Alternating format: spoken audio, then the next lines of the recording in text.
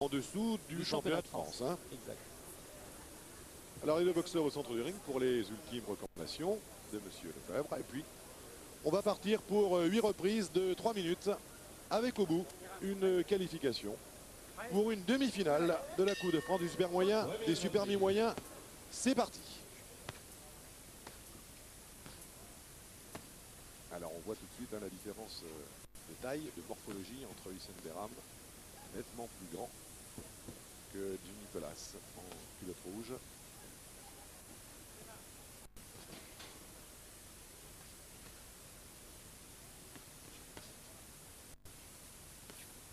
Et il s'est bien préparé, Jimmy Colas. Il connaît naturellement son adversaire. Et il a commencé à entreprendre un travail au corps. Alors, il passe par en dessous, Jimmy Colas. Pas tellement d'autrefois. Remarquez la lourdeur des coups chez Colas. Hein. Ça frappe lourd. Ah oui, il est bien compact, hein, c'est un boxeur bien ramassé. Et Hussein Behram qui ne se précipite pas. Belle esquive là. Qui regarde un peu. Pas donné beaucoup de coups encore Hussein Behram. Là, un petit enchaînement. Ouais, il fait preuve de beaucoup de culot quand même. Hein. Jimmy Colas, quand on connaît de quoi est capable Hussein Behram. Là pour l'instant il étudie, Hussein, une garde très fermée. Bien, deux doublés corps face pour Jimmy Colas.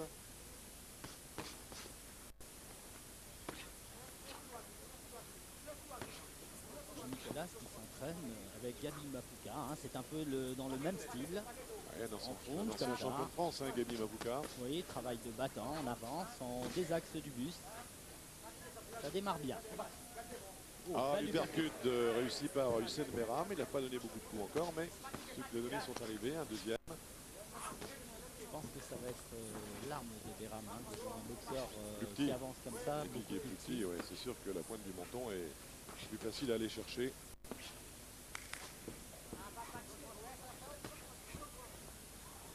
Bras gauche très actif, hein, Jimmy Colas. Oui, il a bien doublé, c'est arrivé sur le bras de Hussein Behram. Oui, tout de suite là, la grande allonge. Par contre, oui, après les uppercuts de Colas, il faut vite revenir en garde, hein, parce que lui, Behram, il réplique tout de suite. Oui, ça part vite. Et on sait que ces coups sont lourds. Et puis l'intérêt à serrer les poings quand même, Colas. Enfin, pour l'instant, il s'y prend pas mal. Oui. Qu'est-ce qu'il faut?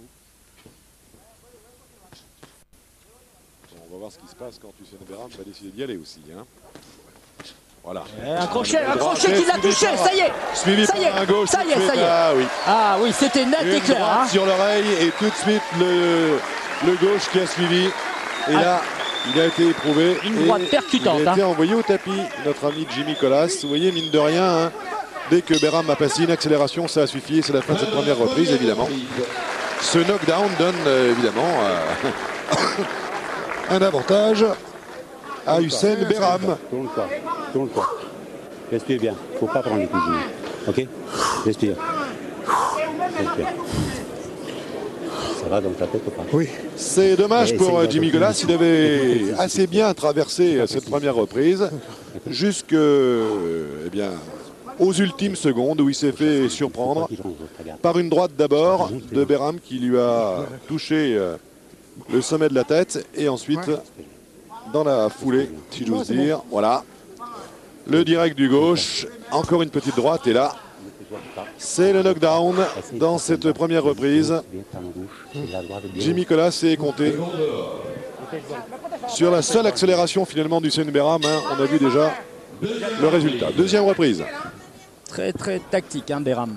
On a pu le remarquer. Alors là, voyons, insistons surtout sur le placement de Colas. Comment il se tient sur les jambes. Ça, c'est important de savoir s'il l'a récupéré. Le coup n'était pas très lourd hein, quand même, mais enfin bon. Mais il est bien arrivé, il était précis. Ouais. Il l'a quand même envoyé par terre.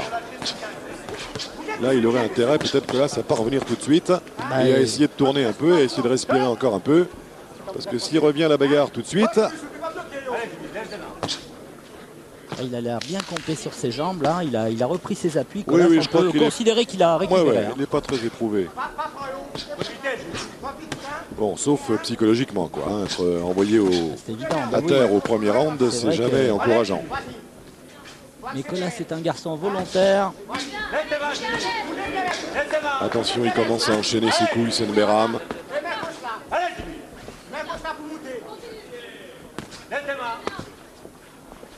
Hussein Behram m'a confié qu'il ne chercherait pas le chaos, il chercherait à faire des reprises, à boxer, oui, tout en sachant que ce serait un match difficile. Bien sûr, il a besoin de boxer, Hussein Behram. Il est au début de sa carrière professionnelle.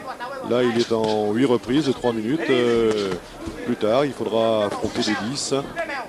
Et peut-être encore plus tard, les 12. Donc c'est vrai qu'il a besoin de boxer. Ah oui, la belle petite droite, là, le petit crochet droit là, qui a touché Behram. Pas très appuyé, mais quand même.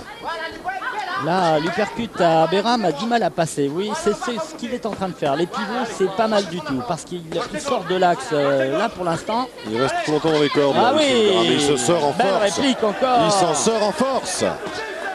Belle accélération de Behram. Et c'est lui qui a retourné Colas dans les cordes maintenant. Il pousse là. Jimmy Colas, oui.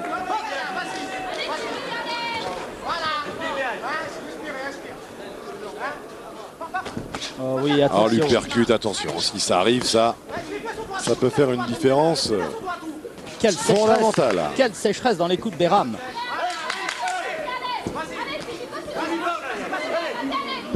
Mais il est bien courageux, Jimmy Colas. C'est un combat intéressant hein, jusqu'à présent.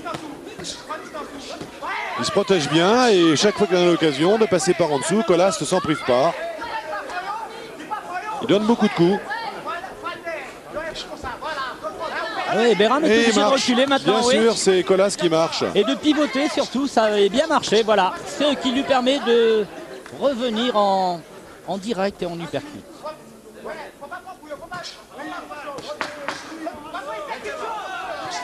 Du haut de ces 1m82, c'est quand même un peu plus facile aussi hein, pour Hussein Behram de voir les coups arriver, oui, mais de voir où il va placer les siens. Il faut la contenir, la pression quand même. Hein. Ouais.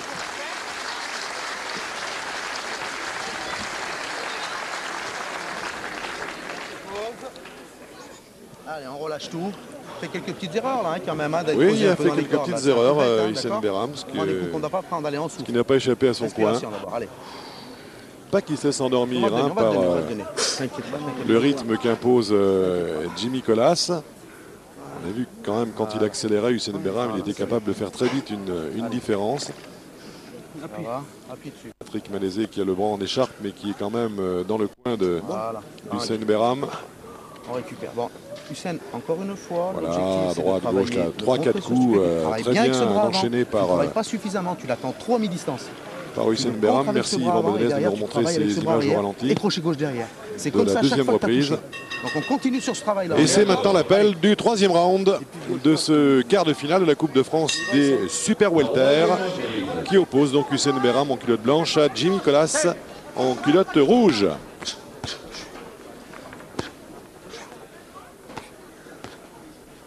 Jimmy Colas a été compté dans le premier round.